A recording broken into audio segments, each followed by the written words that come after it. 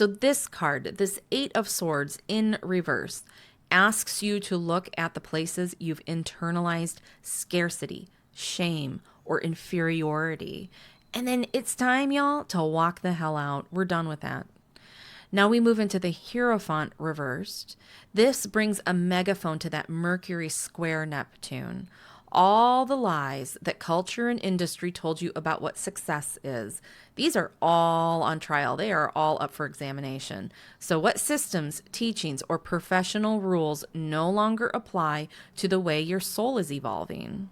This card often shows up when we are ready to graduate from someone else's model. You might find yourself having an allergic reaction to things like coaching bro speak or celebrity entrepreneur worship or that hustle and manifest culture. And those physical icks that you get, that's your clue that your truth is waking up. So really pay attention to them. Give yourself space to process whatever processing you need to work through on that. And then the Ace of Swords reversed. This is a quiet thunderclap. With Mercury squaring Saturn, your inner critic might be loud this week, whispering that your message isn't clear enough, your next offer isn't ready, or your words won't land. Don't believe it. You are not unclear. Correction, though, you are in incubation. So let your truth sharpen in the shadows. The silence and the pause, that's your brain rewiring under pressure. Silence is not a bad thing. When this card came out, and I was writing the caption for it, all I could think about was, as a kid, I grew up studying classical music very seriously. I started in the piano, and then I became a cellist, and cello was always my true love.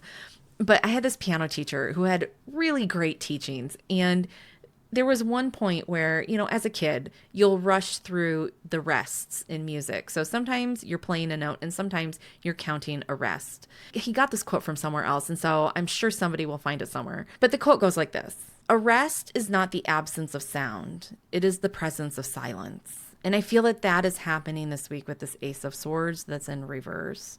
So your absence of launching, your absence of putting all the things out, your absence of celebrating the big numbers or whatever. It's not the absence of sound. It is the presence of silence. There is something happening there. And that quieter, softer presence energy is so important for business. And honestly, I feel like it's a lost art. That bro and boss babe culture has really got our panties all twisted up in a knot these days, because we think that we have to be showing something all the time. And so I would really embrace the pause this week. The astrology is supporting you in it. The cards are supporting you in it. The Akashic records are definitely supporting that this week. So together, when you look at all these three cards this week, the message is you are not stuck. You are waking up and you're unlearning the noise.